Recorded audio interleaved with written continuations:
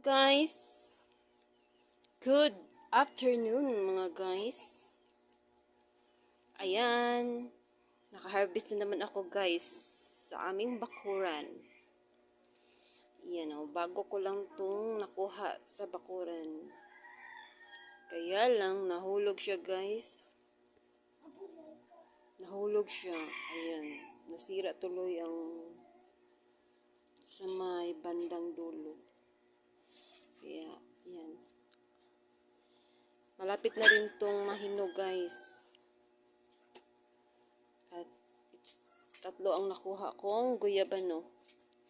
Ayan. And then, ang pangatlo. Yan. Fresh siya guys. Tapos, ang avocado guys, hinog na din siya. Tapos, ang saging